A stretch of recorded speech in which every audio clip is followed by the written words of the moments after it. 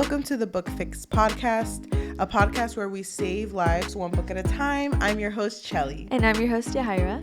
We just made a Patreon. So if you would like to support us a little bit more, you can find us on Patreon as The Book Fix.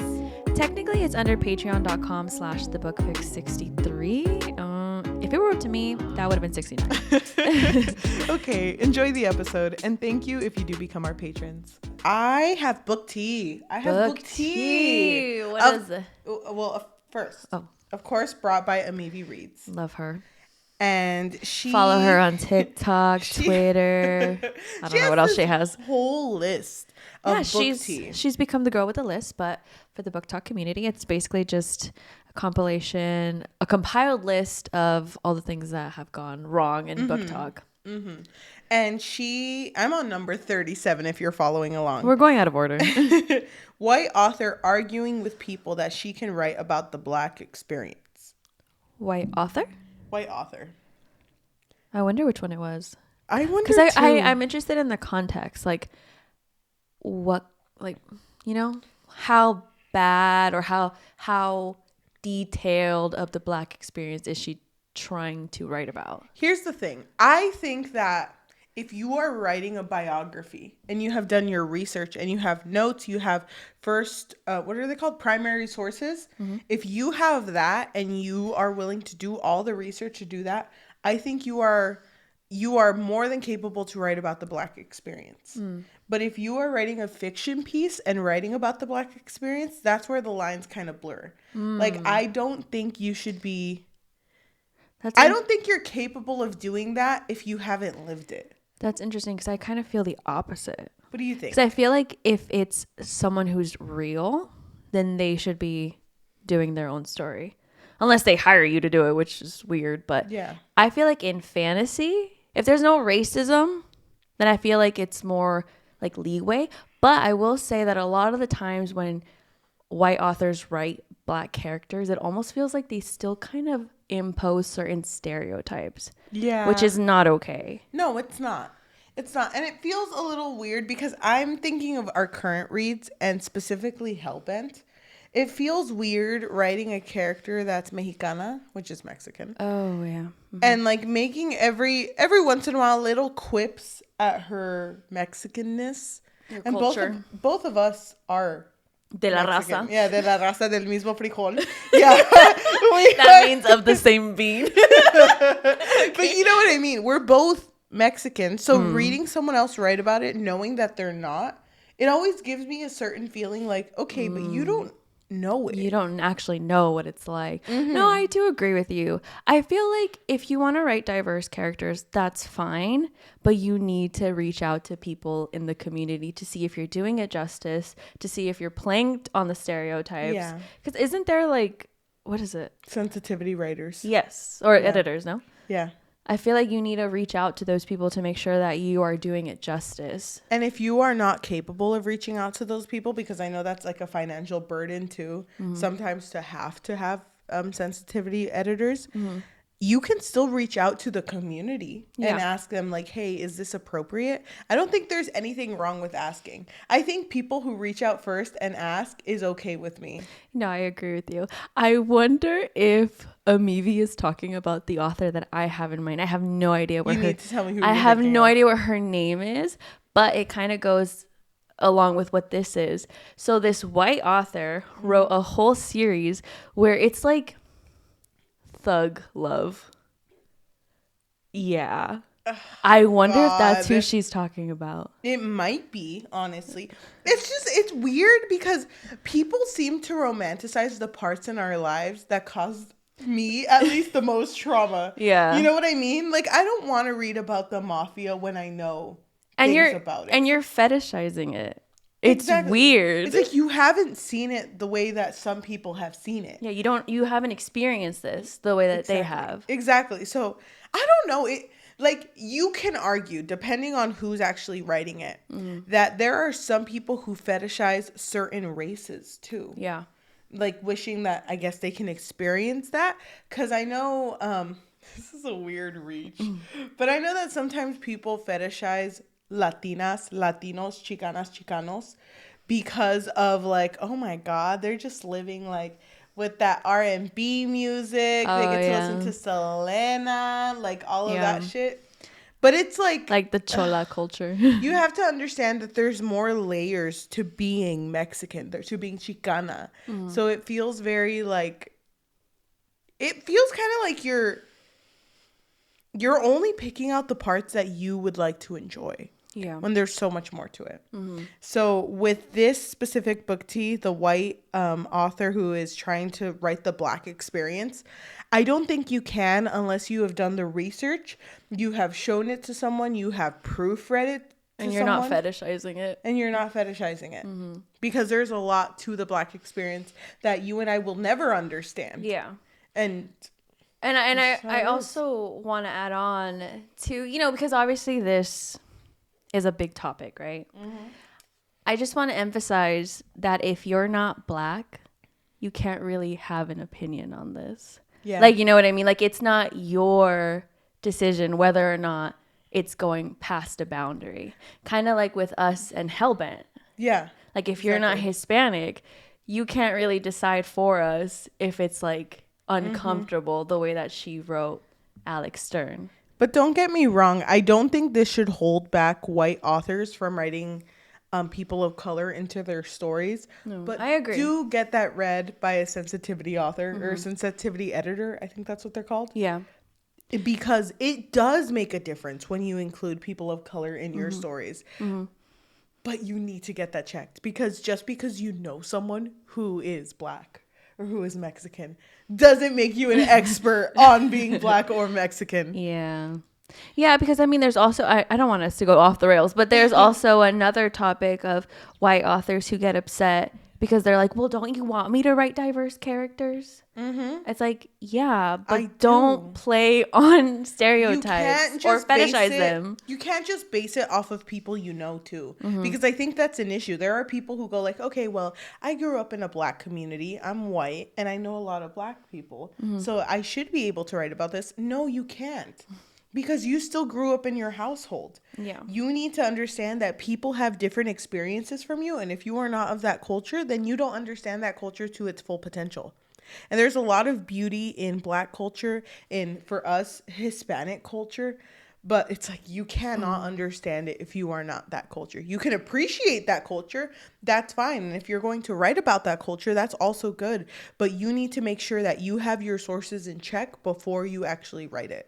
Oh my God, that's so deep. I know. Compared to the story we're gonna talk about. I know, literally. I'm kind of like, did we pick the wrong episode to talk about this? I liked having that. I like. No, I think we needed to because I feel like this has always been a big topic in the book talk community or just the book community. And it matters a lot to me because it hasn't hit me till this year that every book I've been reading in 2022 was mostly white authors. Yeah, and it's like, I don't want to say it's because I was seeking it out. But if you think about it, the way the media is framed sometimes makes it so it's easier to grab. Because they're always in our fucking faces. It's like, oh, here's this one, and it's always. And I'm going to be honest with you. I sometimes would feel like, oh my God, there's not enough Latina authors.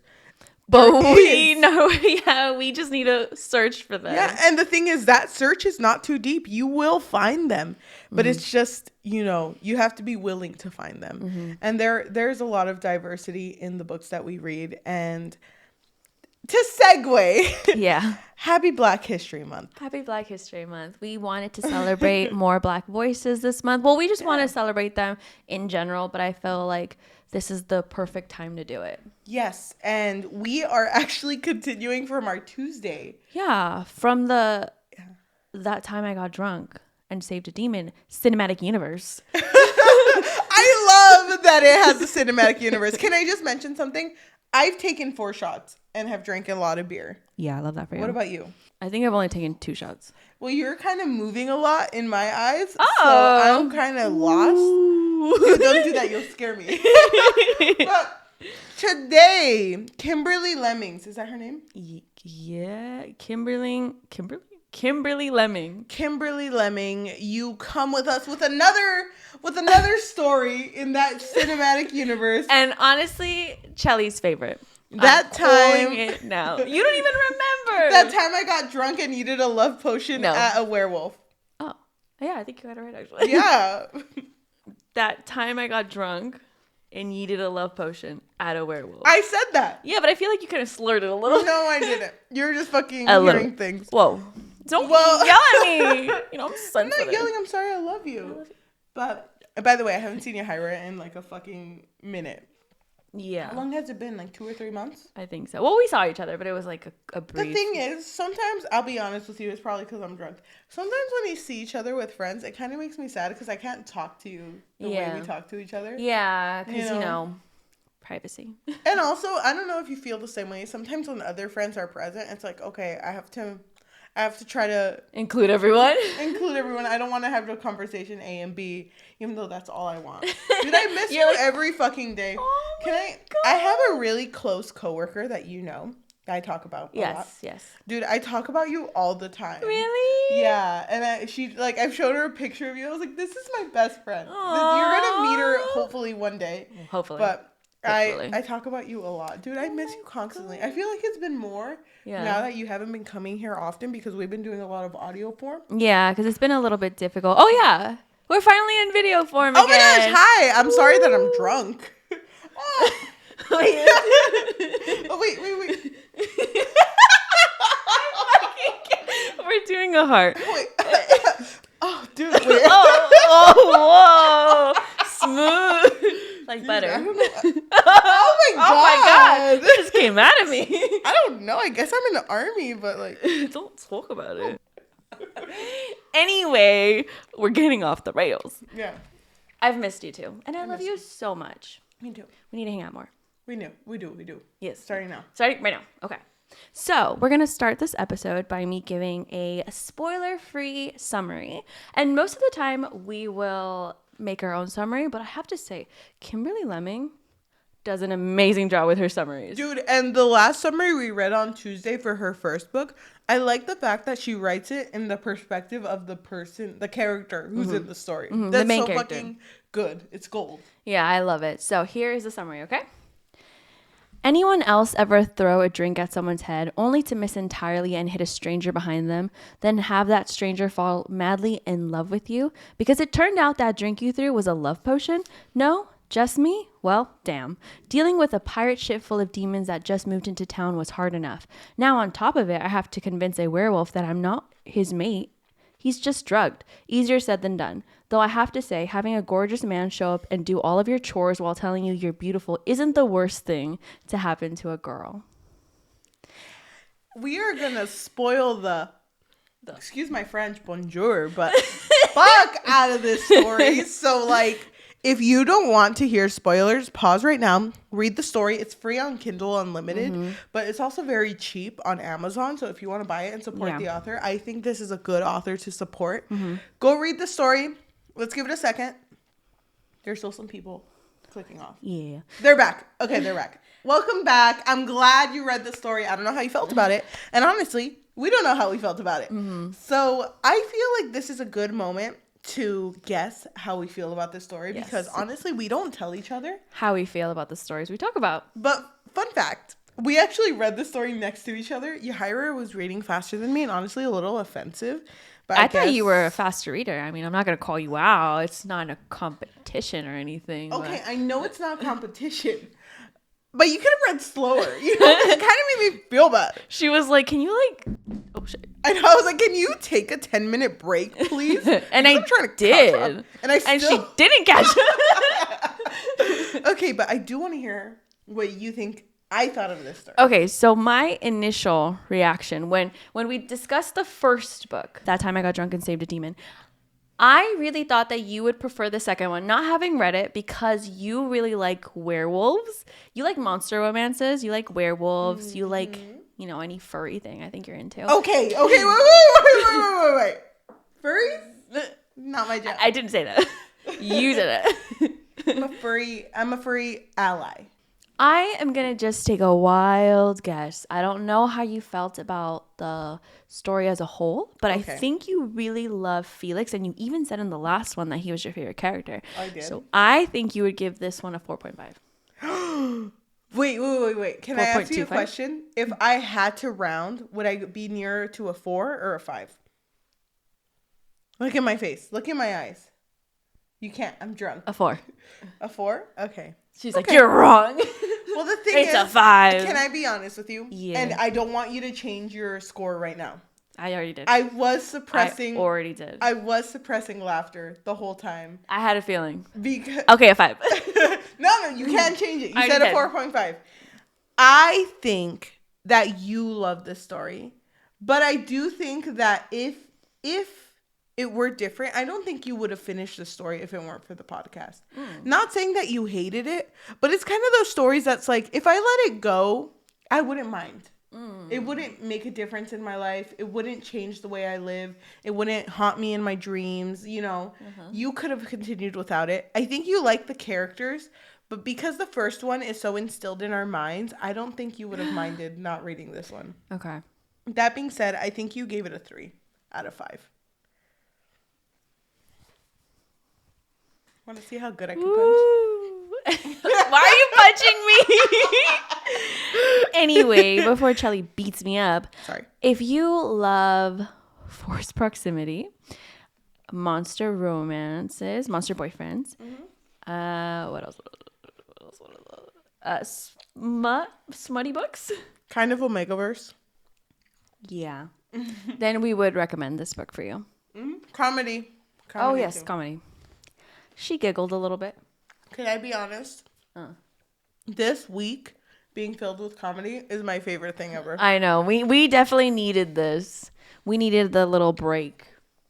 I think it's hard to write comedy too. So like freaking kudos to Kimberly Lemming for being able to write it so naturally. You know, because I feel like the funniest type of humor is the humor that just bubbles up with your friends. Yeah. And I felt like I was with a friend and like experiencing that humor. So Experiencing a love story. I fucking love that.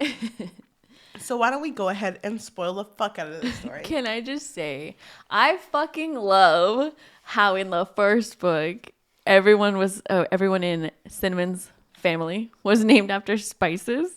And then in Brie, it's Brie and Gouda. Brie and Gouda. Dude, it took me a while to get that one. Dude, that's so fucking cute. I fucking love that. They have a farm and they sell cheese. Yes. Or dairy products, I think. Yes. I thought that was hilarious. It's so fucking cute. Her mind, big. Big mind. I do want to bring up not a parallel, but something I noticed that this author does. When you're a writer, specifically if you're teaching people how to write for the first time, something that I noticed. One big thing that I teach my writers is that you need to hook the reader at the first sentence. Yeah. And if you remember, the first sentence of the other story that we had read was like, Trying to find like cheese or her there home. are 2 things on my mind: cheese and how to get home. Yeah. That was the sentence. And honestly, it was a little cringe at first, but it hooked me. Yeah. Like, it hooked me enough to keep reading. But I like how the author did the same thing to the second book, with their first sentence being, potatoes are by far the most versatile crop. You could fry them up, bake them, and throw them at undesirable men who refuse to leave you alone. I mean, queen behavior, honestly. I thought that was so funny. And especially because you and I did the same thing where we accidentally started with the second book. We did stop eventually and go back to the first one. But we didn't know that it was like a in order kind of thing. So when I got to this chapter, I was like, oh, this is kind of cute. It was cute. Coming back to it, I was like, I'm so fucking glad I read the first book first. Me too. Because hearing Cinnamon and Fallon be mentioned is so fucking cute. I The know. fact that Fallon... I'm sorry. Hold my hand. The fact that Fallon is now living like a very calm life. I know. And that he's okay with it. Oh, dude, it's so fucking cute. I fucking love them. Me too. Anytime they were mentioned, I was like, Those are my bitches. that's my OTP. Oh, Yeah, they're OTP. I know, I haven't said that since I was 16. I know. And you had your first love. I know. But why don't we talk about our 2 main characters of the story? First character being our female protagonist. So Bree is vibing in the beginning. I think they're at a bar. And this guy, I forgot his name, he keeps pestering her. He's like, babe, His name was Jack. Who cares? You me till the end, babe. But really, Bree knew that he was just trying to use her because he wanted an extension of her farm. And so Bree doesn't have a family. Her brother and her Gouda and her mom is really what she has, but her mom's not around and her brother lives somewhere else. So Jack is trying to give her a drink and it's like pink and cute and glittery. Yeah. And she's just like, Jack, it's never going to happen. You and I, never. And so she's so upset because he doesn't leave her alone. And so she grabs the drink, she yeets it at him, but he ducks and it breaks on Felix's head and it splashes all over him. And I fucking knew Felix was nearby. Okay, can I say something? Yeah. Felix was my favorite character. Oh, was. In the first book. Is my... Don't use past tense, present tense evidence against me. You literally said was. Me? I just taught tenses, so I know this shit. So, she's scary. As soon as I heard the character description of being blonde, I was like, this is fucking blonde? Felix. This is tall? Yeah. Sexy? Yes. And I was like, this is fucking Felix. This is fucking Felix. And when it said his name, I was like, fuck. Oh. Yeah. Literally. This is fucking Felix. This is a Felix book. Sign me the fuck up. I was so down for this shit. Yeah, me too, honestly. And so basically what happened after she yeeted the love potion. And it broke on him. He was like a lovesick puppy. Yeah, because literally the first person you look at when you were hit with this love potion is who you fall in love with. Yes, but only for 2 weeks. Mm. But it is like a love that will drive you insane. Like it will physically kill you if you can't do something to, like, I guess, feed into it. Mm-hmm. And Felix is head over heels for Bree. Like, as soon as he looks at her, he fucking kisses her. Mm-hmm.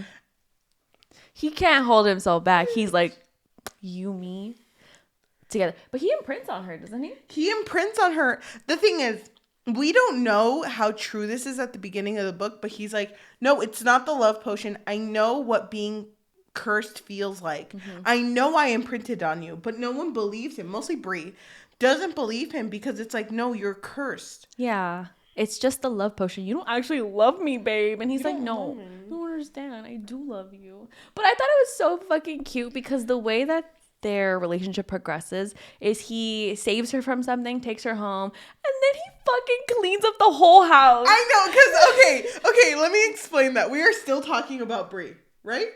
Who cares? Okay. Fuck this. This is gonna be a fucking drunk episode. I fucking love that because of the love potion, Felix doesn't know what to fucking do. Like, he doesn't fucking sleep for days because he's like, I fucking love Brie. Wait, I can't stop thinking about what the fuck am I doing on this pirate ship when I could be with my girl? Like, what the fuck am I doing? And he like justifies, like, okay, yeah, I break into her house. Yeah. I'm in her house. I stalk her a little bit. I was only going to be in here to check if she was okay. But honestly, why not look at every photograph in her photo album to like fucking check if she's like legit? And he does everything. He even cooks her fucking breakfast. He does a poor job though. I know. And I also love that he's like clanking all on all of the pans because Bree thinks that, he's like hella cleaning. But no, he's just like hitting all over because he's like, I need her to wake up because I miss her. Yeah, dude, it's so fucking cute. Mm-hmm. And I fucking love that anytime they talk, he always like, my love, beloved, honey, sweetie. Lamb. And it's funny. You forgot too, Lamb. That's cool. Oh, yeah, Lamb. Dude, it's fucking cute, too, because he's so infatuated with her to the point where, like, he can't fucking stand it. Yeah. So I really like the points where it's like, you know, they're just trying to have a normal conversation. And he's like, you know what? I think we should have 10 kids.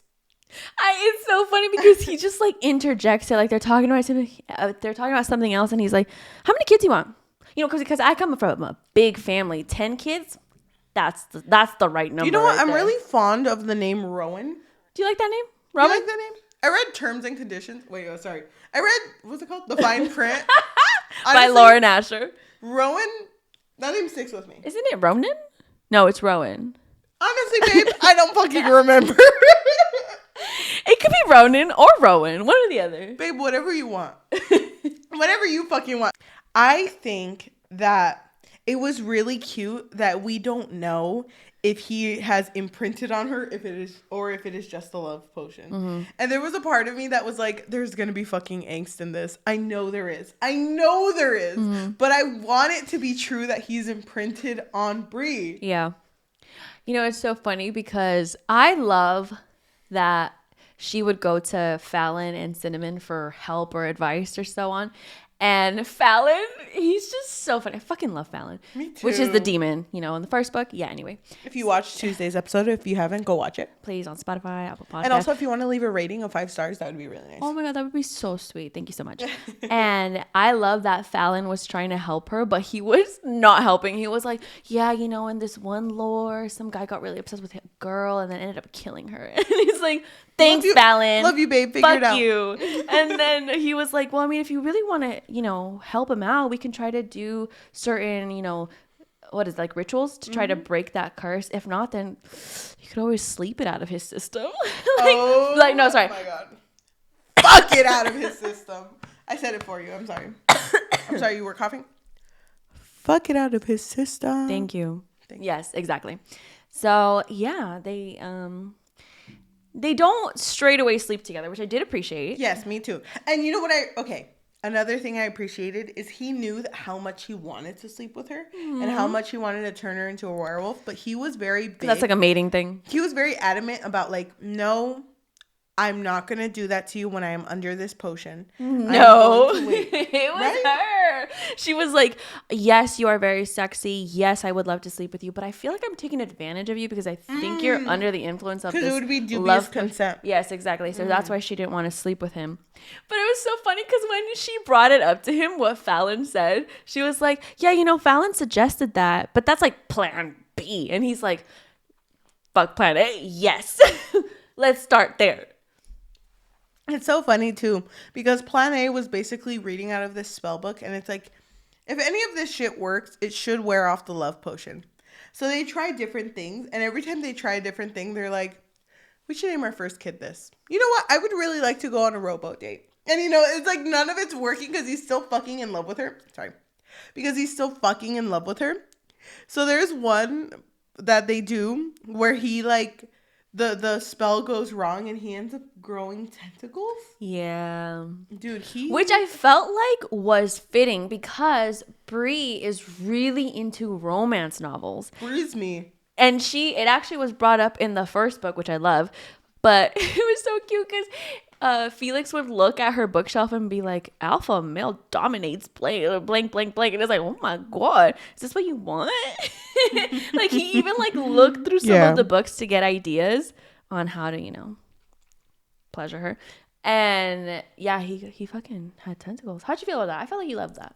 Dude, I was so fucking down for that shit. It made me feel a little weird because I was like, does he feel the sensation or is it just something he can control? That was what like wasn't clear to me. But I thought it was good. Like for a spice moment, I thought it was good. If you're into monster romances, that's the shit. Yeah. And it was funny because that was everything Bree dreamed of. Seriously. She was like, I think I just dreamt this up. And it was so funny because it was kind of cute and endearing in a way where when they were about to have sex, she mentioned a book that did the exact same thing. And he was like, you need to tell me what he did exactly. And I'll do it to you right now. Bitch. Oh, yes. Dude, me too. It was so good. I thought that spice scene was a lot stronger, and I'm sorry, Kimberly Lemming, than any spice scene in the first one. Okay, don't come for Fallon and Sin like that, okay? I'm sorry. I love Fallon and Sin. You know, Cinnamon, my girl. I feel like you don't anymore. You know, I fucking love them, but Felix is my boy. And the fact that he's always asking if anything is okay. Dude, don't fucking get me started. That's so fucking there's so much energy coming out of you. I love it though. I love it. I love it. Because I know how much you love Felix. So all of your emotions are just bursting out of you. Valid. Okay. And valid, yes, of course. But what else happens in the story? Now I lost track. Where were we? I'm sorry. So just to let you know, the plot of the story, Maiva is already dead. Dead and gone. She died in the first one. Yes, which she was a goddess who people were worshiping, but really she was a false goddess, and she was just some old witch who was able to obtain people's loyalties, and she had these temples. They were destroyed. Anyway, read the first book. But for some reason, in this one, there are 20-year-old single ladies going missing. And Fallon calls it. He assumes why they're going missing, that he thinks that their powers or energy is being drained. Yeah. And someone is draining it. So Yes. they're trying to find these women. I'm sorry, I'm laughing because it's so funny how Felix freaked out because he was like, single? You know, my girl, she's technically single. Bree's fucking single. At the church, we burned it down. Like, How what am I supposed to do? How the fuck are we supposed to get married? There's no fucking church. And so he, being the doting future mate, he went to the he went to who? The priest? I think the city council, wasn't it? I think so, whatever. And so him and his friends, they threatened him, and he was like, I want you to marry me and Bree. Bree's not even there. And he's like, all right, chill. And so now they're married. Yeah, they got married 3 days in. Yeah, and she wasn't even there, though. I want to emphasize that. It's funny because the nameplate in front of her house gets changed. Yeah, she's like, who the fuck is Monet? But she's a Monet now. That's us, babe. That's you and me. Babe, don't you remember? Brie Monet? Cute, right? Babe! Oh my god, I fucking love those moments where his tail was wagging because he was so excited, but he was trying to call. Dude. He was suppressing his feelings, and she was like, is his tail wagging again? Okay, to be honest, I do recommend you read this book because I actually really did like the plot of this book. Mm-hmm. But while the plot was going on, it felt like Cinnamon and Fallon were doing a lot of the plot. Mm-hmm. So there were moments where Bree's character and Felix's character were like, okay, now we have to wait for them to do something. So what do we do? And let's go on a date. Yeah, it would be very wholesome things. Mm-hmm. And it was funny because they would go on these things and they were so fucking cute. I fucking love Felix because it was a rainy day and he was like, okay, let me go talk to Dante because Dante is a storm dragon. Yeah. And he was like, you and I are besties, right? Can you make these clouds disappear? And Dante's like, leave me the fuck alone. Go away. But Dante! I gotta go on this date with this girl and she's gonna be my mate. And if it's raining, it's gonna fucking ruin it. And it's like, okay, babe, can I call you babe? Don't cry, just bring me meringue pies. And it's like, but you're fucking dragon, do you eat that? I thought it was so funny. How do you eat that? No, I put it in my ass. Of course I fucking eat meringue pies, bitch. Where else do I put them? It's so fucking funny. I love Dante. I'm so excited for his book. Me too. But it was so cute because that date that they had was the first time that Bree confesses to Felix that he might or she might be in love with him. Maybe. Sort of. And as soon as she says that, he transforms into a werewolf because he does of over intense emotions. He can't handle his emotions. Yeah. And he's like, oh shit. And he was so embarrassed. Okay, because obviously his clothes just... Yeah. And he was like, don't look at me. I know. He grabbed the scraps of clothes and put it over his dick because he was like, don't fucking look at me, Brie, because I will do unholy things right now. And she's like, please do. And it was funny because he was breathing and he was like, okay. I'm going to be okay. And then he turns back to normal and he's like, I'm sorry. I don't have good hearing. Can you say that again? What did you just say before that mishap? And then she tries to I'm sorry. Did you want me to repeat that? I'm having a good time. And it's like, no. I will throw you in the fucking river, babe, if you don't say what you just said. You know exactly what I want to fucking hear right now. And she basically says, I think I'm falling in love with you. Possibly. And it makes her conflicted because even though Felix is head over heels for her, you have to consider that he may be just under a love potion. Mm-hmm. And even though he's so convinced that he imprinted on her, we don't know if that's true. We don't know for sure, which is what plays with the angst. And I also want to say that I love the moment when Bree shows her vulnerability to him and she tells him I'm I'm scared that you'll just leave me. Yeah. Because she has abandonment issues. And he's like, who was the one who abandoned you? I will put his head on a spike. And she's like, okay, a little excessive. And it would be weird for my dad's head to be like on a spike. Please don't do that. But he's like, but not impossible. You do didn't it. say it was impossible. I'll do it. I think that Felix was such a good, supportive man. Like, I did really like Fallon, don't get me wrong. But Felix gives different energy. Yeah, you love... I already said it in the first one. I said it in the past one. You love wolves. Not just wolves. You fucking love wolves. Wait, can I speak to your hand? I need to tell it a secret. I love considerate men. Is that wrong? Is that not what Fallon was? He was, but did he have a tail? Exactly. Is that not the same thing as you loving him because he's a wolf? The thing is, even Bree and Felix's relationship in general was cute. Because I like how much they understood each other. Like, their humor was similar. The way they acted was similar. And it was like, oh my God. And it's so cute knowing that in Bree's past relationships, the things that would have considered her as weird were her downfall in those relationships. Yeah. But every one of those things Felix loved. Yeah, that was so cute. Like when she said something that was kind of vulgar, and then in her monologue, she was like, "Oh my God, was that too much? Should I have held back?" And he just started laughing. Like he was like, so "Oh my cute." God." He like connected with her. I know. I fucking love that. I'm sorry. I fucking love this couple so much. I think out of the whole drunk universe, There's only 2 so far. out of the whole drunk universe, Felix is my favorite character, and this is my favorite ship. Aw, really? Yeah, because I like the idea of them both trying to hold back. You know, and there was a big thing that he was holding back from, because even though to her it felt like he was claiming her constantly because they did have sex. He was like, because she thought that would break the curse, right? and she fucking had to deal with the knot. If any of you have read Omegaverse fics, have you? Yes. Why did you look like that? Because I'm remembering us when we were younger, and you were really into. No. Yeah, I'm not gonna say it. I'm not gonna say I need you to stop right now, because I was never okay. Wait, now we have to have a fucking like one-on-one. Turn off the camera. I was never into Omega Fix. Our one friend who is into the same things as I was into Omega Fix. Okay. She sent me one. Well, but the main character accidentally ate his dad. And I was like, you know what? I don't think this shit is for me. And I never fucking continued. So you need to understand that I never read Omega Fix. Nothing wrong with people who love the Omegaverse. I don't think I'm into people eating their dads. You know, I love my dad. I have a pretty good relationship. I want to eat my fucking dad. You know, it's kind of weird. Yeah, you know what? I'm not gonna say why I think you were. I'm pretty sure you introduced me to them, though. Yes, I did. I was not into them. No?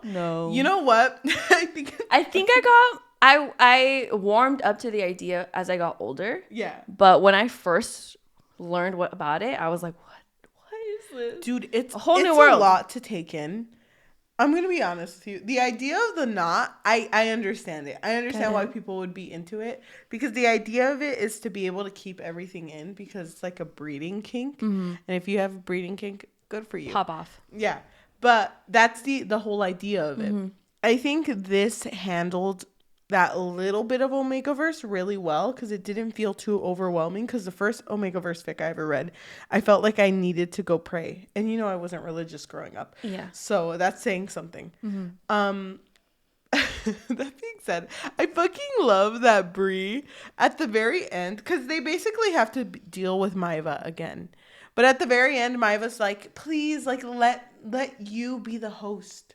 Like, I will be able to live through you vicariously, You bitch. literally skipped everything. I know, but I do want to mention that it's funny, because in order to keep Maiva out, and it's like, let me tell you everything I know, everything I want. And she starts telling her about the romance fics or romance stories that she reads. And they're all like very Raunchy. explicit, vulgar. And Maiva's like, oh my God, what the fuck is this? And it's funny because Bree starts to like describe the Omegaverse, and then Maiva's like, no, I fucking Yeah. She's like, you know what? Kill me right now. I'm done.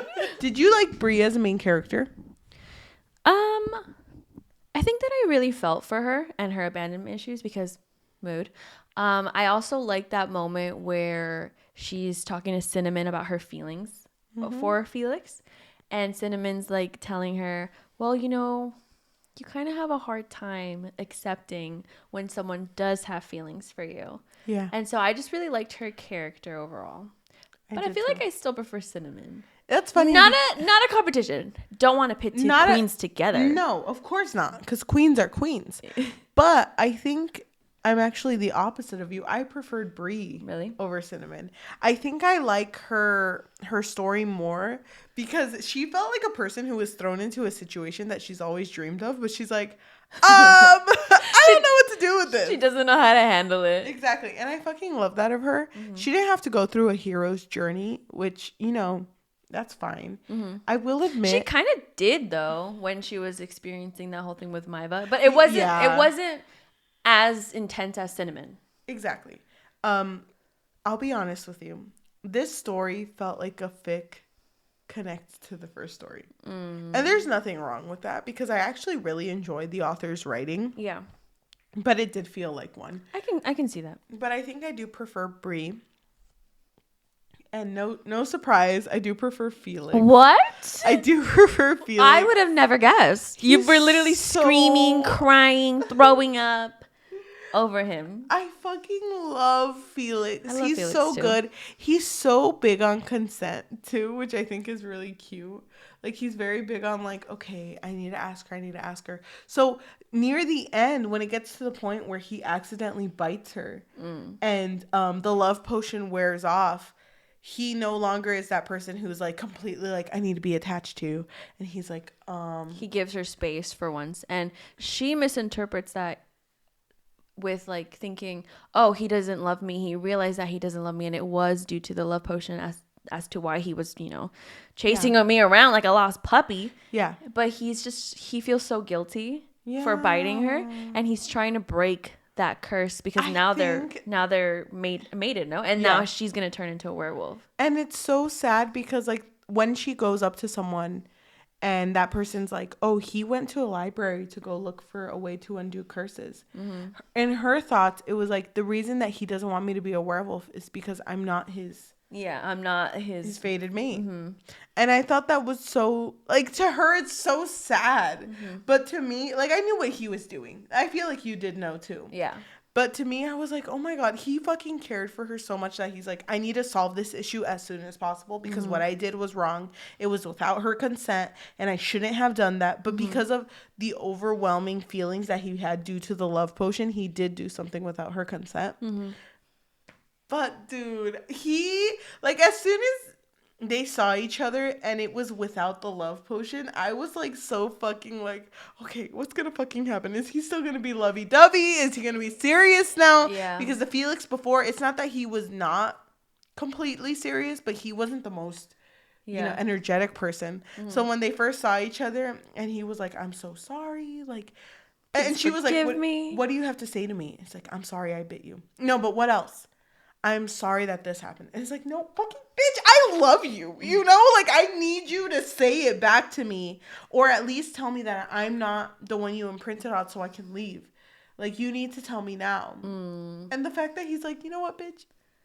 Can I call you bitch? Bad bitch, maybe? You know, no, bitch, when we started, we were bitch and bitch.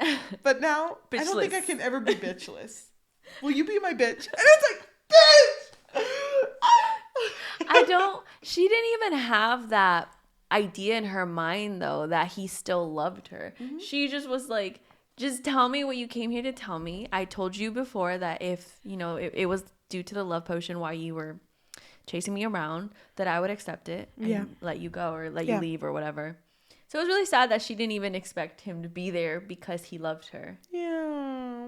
So when it was funny because as soon as because he was at her house As soon as she got there, she was like, "Why are you here?" And he's like, I live here. My bag's over there. My toothbrush is in the bathroom. And honestly, babe, you said that laundry day was your day today, and you haven't fucking done laundry. And it's piling up. Fucking need my favorite shirts.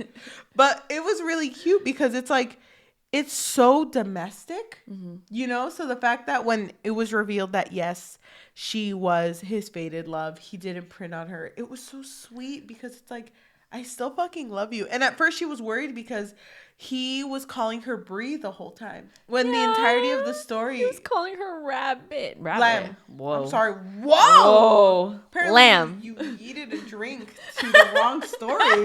But Oh my God. Yeeted a drink and it was alcohol. Sorry, lamb. yeah, but as soon as...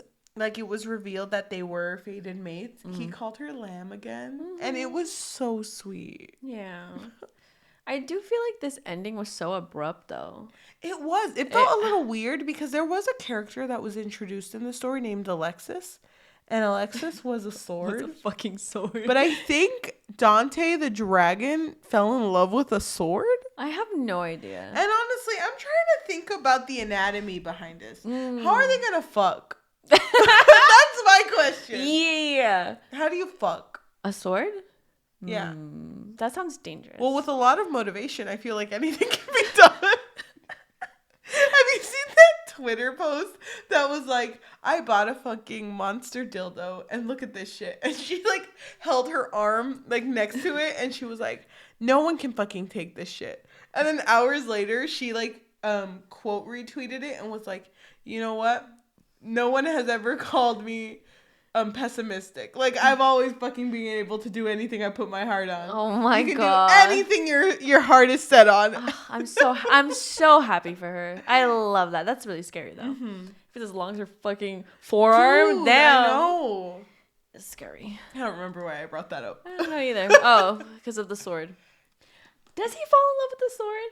Yeah, I think he does. I was very confused by that. I was too, because at the end, Felix basically goes up to Dante, which is, if you remember, the dragon that he goes up to stop the rain. Fucking brought him up except once.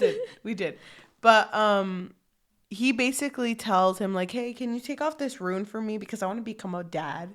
I need you to take off this birth control for me because I do want to have children. Yeah. And he's just like, I love how he's like, you know, we're best friends. He's like, I don't fucking even know your name. He's like, we're best friends. We're you, besties. me. We went out for dinner like the other day. And he's like, I would never do that. You know, when you would make it rain and I would be like, dancing in the rain. Yeah, dancing in the rain. I would take off my shirt and you'd be like, haha, love you. And I was like, yeah, I have a wife. But you know those moments, babe. I mean, best friends. I mean, bro? Can I call you bro? Do we kiss? I mean, but it was like, they had this weird bond. It was cute though. He was, or at least Dante the dragon was thinking like, you know, everyone has their mates. We have Fallon, we have Felix. When is it going to be my turn? When is it my turn? And he brings up Alexis, which is like a sword, a sentient sword. And he's just like, fuck, the blade on that thing? Rusted. The handle? Decrepit. Is that old? The length of the handle? Oh! Maya, don't even get me fucking started, bitch. If I had that sword, I'd be swinging and slinging. Please stop. And it's the fucking dragon. I know. Whoa. It's kind of funny. You know what? I don't know how you imagine the dragon, but I just imagine the fucking lizard. So it's like, you know, like not much arm space. I imagine a huge dragon. Oh. Huge. This is weird. Yeah. Should we end our episode now? Yeah, I think we're done. That was uncomfy. Did you have any dislikes about this story? Yes. I feel like it ended very abruptly. Yes. I didn't really like the way that it ended. I didn't like that he bit her. I didn't like that. Why did it bother you that he bit her? It made me uncomfortable that he bit her without like her consent. And I know that he didn't want to bite her. No, I know. But I still kind of hated that it happened that way. Like, I wish it would have happened in a more like romantic way, because obviously they're gonna end up together. Yes, I agree. Because I wish it would have been that he would have been hit with the love potion and close to it, and her stopping him. Mm-hmm. You know what I mean? Yeah. So I understand. Like, whoa, you're getting too excited there. I don't know. Like, I thought the epilogue was super cute, but I kind of wish that we would have actually had a moment between the two characters in the future. I would have preferred him to have had, the baby. Like, Yeah. I would have liked to see how their marriage played out.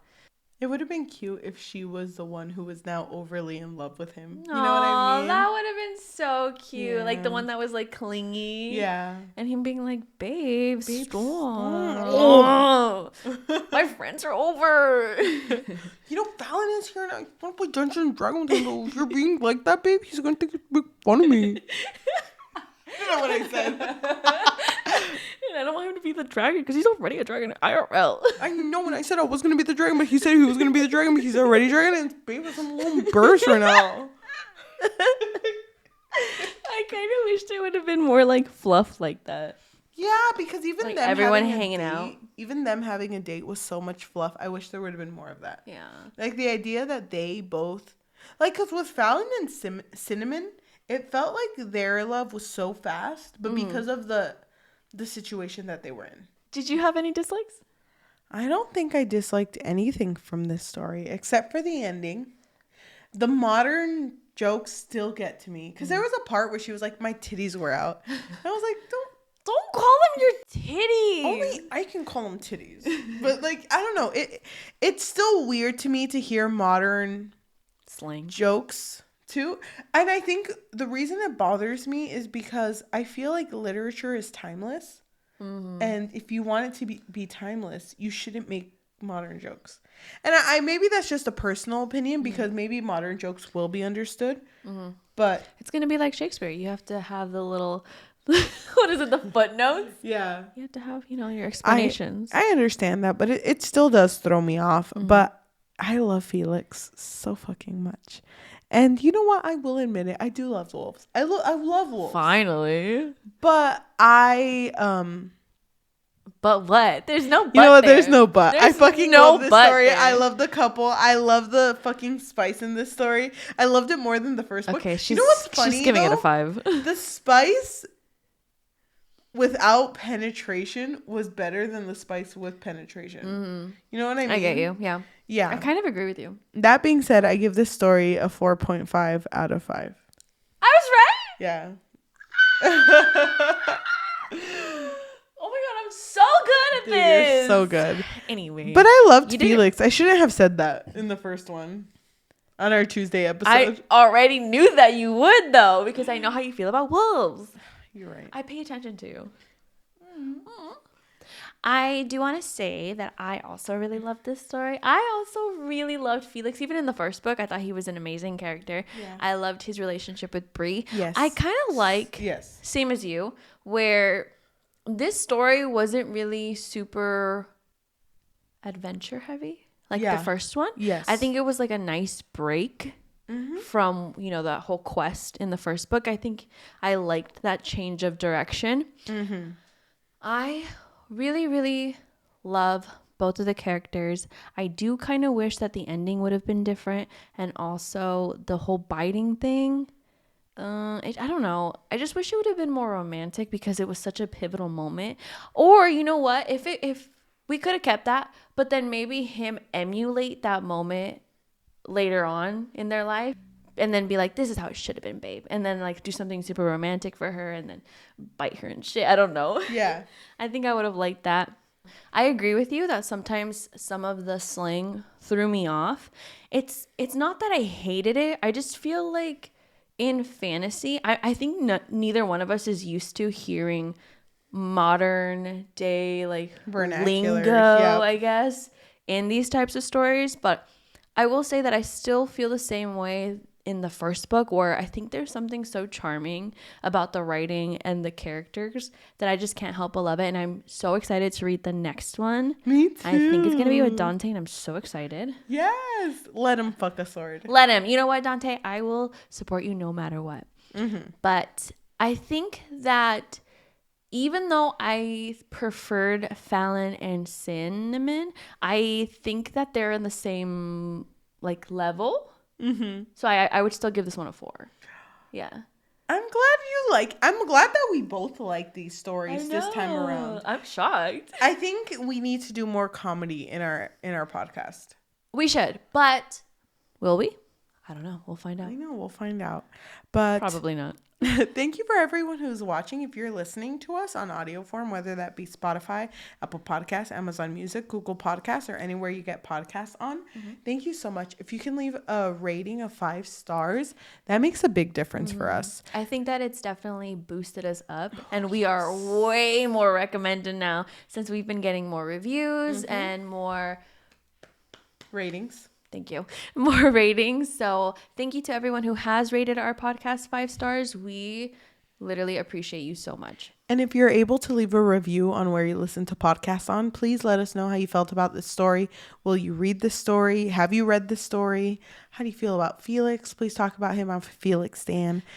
But if you're also watching us on YouTube, thank you. We're finally in video form. Finally. I Look miss at you, us. Hyra, so much. So I'm glad that we are back together. You're going to give someone a compilation. Sorry. I'm sorry. I can't help it. I missed you. If you are watching us on YouTube, I'm going to be flustered. If you are watching us on YouTube, thank you so much. If you can like, comment, subscribe, and hit that notification bell. We post new episodes every Tuesday and Thursday. Thank you so much. So usually the way we end our episodes is by using a virtual die that Yahira has. And if it lands on an odd number, we read a negative review of the book. If it lands on an even number, we read a positive review of the book. But we don't connect to these reviews at all. We just leave it in the air and that's it. Yeah, we don't talk about it. So I'm going to tap this, okay? And tell me what you get. 5. A 5. That's going to be a negative review. You know, there was just too much positivity, I guess. Too much positivity in this sesh. Oh, wait. Before we read the negative review. Huh? I'm drunk. Before we read the negative review, can I say something? Yeah. I hated that they only used the word yeeted twice. You're so If it was in the title, you should have thrown that in more. At least 5. You should have yeeted at least 5 objects in this. But okay, that being said, let's go ahead. Stop yeeting things at me. Stop yeeting things, babe. I know you fucking love me, but you gotta stop yeeting things. Makes me comfy. Okay, this is a 1-star review written by Camille. So very bad. Terrible grammar. No story, nor development, nor depth. Cheap quips and flippancy that were cute in book 1 and have since worn out their welcome. Redundant smut, and that's crude. Not sexy, and bereft of any and all romance, and superficially all around. DNF'd at 46% after lots of skimming, hoping that the charm of book 1 would return at some point. It did not. Thank you so much for watching and or listening, and we'll see you on Tuesday. Bye. Dude, I am so... You're drunk. I don't know how many shots I took. I think you took 5. 6? 6, I think. I think 6. I think we should film TikToks. I'm so down. Dude, I fucking love you. I'm sorry that every time we're talking and we're having a conversation facing the camera, you can't see it, but we're like touching each other's thighs. But I do it in encouragement. Like, what did I fucking say? I remember. Like, you know, I'm like grabbing your thigh. And I do it like, oh yeah, you're so Good right, job, queen. good job. You're so right, queen. Good job. Good points. I just needed to like, I actually can connect to your memories when I squeeze your thigh. Yeah, so I'm I like, go back in wait, time. I'm like, squeeze, I'm in. In the Matrix. Wait, what happened? January 26th of 1974? Whoa! How old are we? What did happen? I would love to know. Okay, we're done. Okay, bye. I'm gonna take another shot.